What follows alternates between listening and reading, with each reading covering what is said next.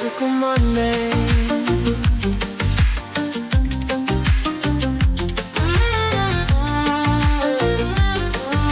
नमस्कार, मैं हूं आपका दोस्त Amitabh and I welcome you all at this edition of musical Monday. इससे पहले कि मैं आज के एपिसोड की शुरुआत करूं, आइए सुनते हैं आज का गीत।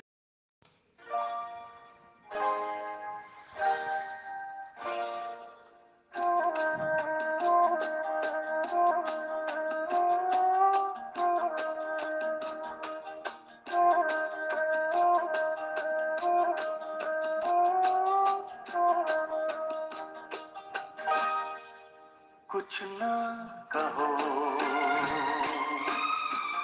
कुछ भी ना कहो, कुछ ना कहो, कुछ भी ना कहो। क्या कहना है, क्या सुनना है, मुझको पता है, तुमको पता है, समय का ये पल थम सा गया है, और इस पल में कोई नहीं है, बस एक मैं हूँ, बस एक तुम हो। कुछ ना कहो, कुछ भी ना कहो। This film was 1942, a love story, a film that revolves around two contrasting family backgrounds. ये एक ऐसे वक्त की कहानी थी जब भारत अपनी आजादी के लिए क्रांतिकारी दौर में था और इसी परिप्रेक्ष्य में एक पॉलिटिशियन के लड़के को प्यार हो जाता है आजादी के सिपाही की बेटी से। This film was released in 1994 और इसके लीड रोल्स में थे इस दौर के evergreen young hero Anil Kapoor and very beautiful naturally Manisha Koirala. Supporting roles were played by Jackie Shroff, Anupam Kher, and Danny. This film was co-written, directed, and produced by one of my favorite, Mr. Vidhu Vinod Chopra, who conceptualized war and love at the same time. A relationship that was threatened due to the outbreak of Indian Revolution movement. ये background इसलिए बताना जरूरी था ताकि आप इस song के dots को कनेक्ट कर पाएं। वैसे तो आप लोगों को यह पता ही होगा that this was the last film of the legendary music composer R.D. Burman. इस सॉन्ग का मेल वर्जन एक रोमांटिसिज्म लिए हुए है और जो फीमेल वर्जन है वो सैड है। एक फिल्म के लीड हीरो पे फिल्माया गया है और दूसरा सिर्फ बैकग्राउंड में बजता है। एक सॉन्ग, एक ट्यून एंड दो अलग अलग एक्सप्रेशंस। ये सब तो वो बातें हैं जो आप देख, सुन और एक्सपीरियंस कर चुके हैं। चलिए अब बात करते हैं इसके तीसरे वर्जन की। मुझे मालूम है मेरे लिसनर्स में से 99% लोगों को यह पता नहीं होगा कि इसका एक तीसरा वर्जन भी था। ये तीसरा वर्जन ना तो कभी रिकॉर्ड हुआ और ना ही कभी रिलीज हुआ। So what is the third version, who is the singer and why was it not released? चलिए जानते हैं। इसका तीसरा वर्जन गाया था कविता कृष्णमूर्ति जी ने और ये गाना क्यों रिलीज नहीं हुआ इसकी कुछ कंट्रोवर्सी भी हुई, बट शायद बाद में कविता जी ने अपने एक इंटरव्यू में इसका ठीक से खुलासा किया। वो बताती हैं कि वो ये गाना ऑलरेडी रिकॉर्ड कर चुकी थी, पर क्योंकि फिल्म में इस गाने की सिचुएशन और पोजीशन दोनों चेंज हो गई थी तो पंचम दा ने इनको फोन करके कहा और पूछा क्या तुम ये गाना फिर से गा सकती हो? तो कविता जी ने तुरंत हाँ कह दी और उनसे पूछा मैं कब आ जाऊं, कल या परसों? ये बात थी 29 दिसंबर की। इस पर पंचम दा बोले न्यू ईयर पास हो जाने दो, फिर 3, 4, 5 जनवरी में अपन ये गाना रिकॉर्ड करते हैं और मैं जैसा बताऊंगा तुम बस वैसा गा देना।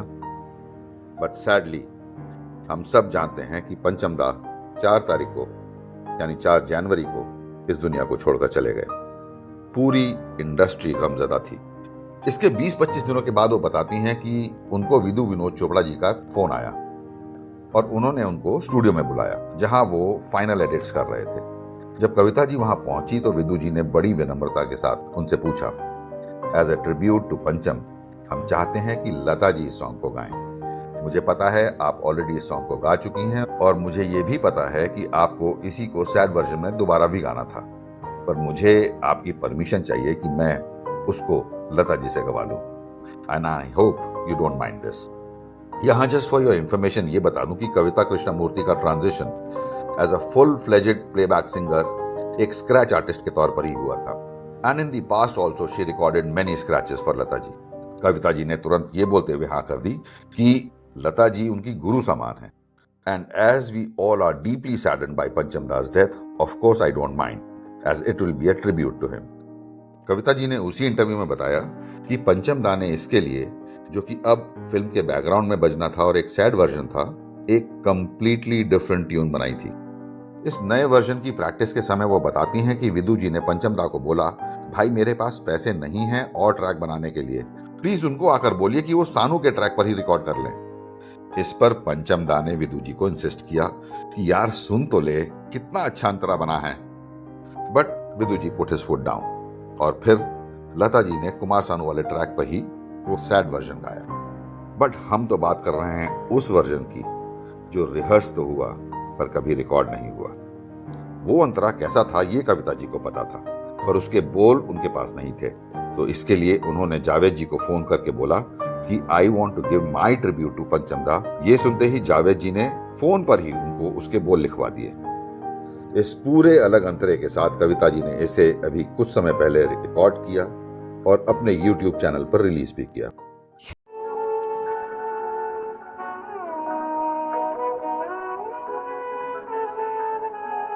ये वो पल है जिसमें हम भी मेरे दिल से उब रहा है। ये वो पल है जिसमें हम भी मेरे दिल से उब रहा है। सन्नाटे का शोर भी जैसे धीरे धीरे डूब रहा है। मुझको छू के मुझे जगा दो, कुछ ना कहो लेकिन ये बता दो तुम मेरे हो, तुम मेरे हो। बस एक मैं हूँ, बस एक तुम हो। कुछ ना कहो, कुछ भी ना कहो, क्या कहना है, क्या सुनना है, तुमको पता है, हमको पता है।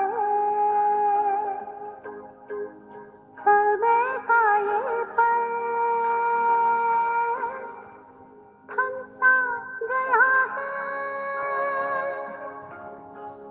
और इस पल में कोई नहीं है। बस एक मैं हूँ, बस एक तुम हो।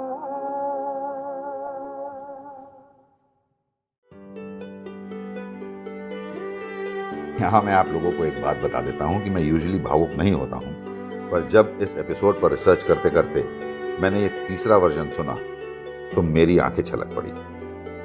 रगों में दौड़ते फिरने के हम नहीं कायल, जब आंख ही से न टपका तो फिर लहू क्या है। Such is the power of music, the magic of R.D. Burman's composition, and very, very soulful singing. Now, technically speaking, this version should ideally be termed as R.D. Burman's last composition. It's so pious, इतना ठहराव, और इतनी गहराई है, I had goosebumps also. मुझे लगता है कि विदु विनोद चोपड़ा जी के दिल में भी शायद उस दिन इस वर्जन को रिकॉर्ड करने की परमिशन ना देकर एक टीस तो होगी। In all right earnest, in this episode I am going to tag him also.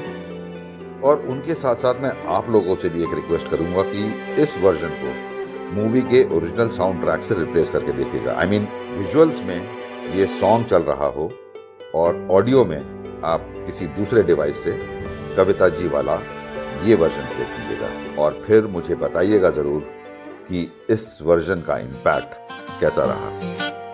अपने दोस्त अमिताभ को दीजिए इजाज़त। Have a musical Monday. Musical Monday.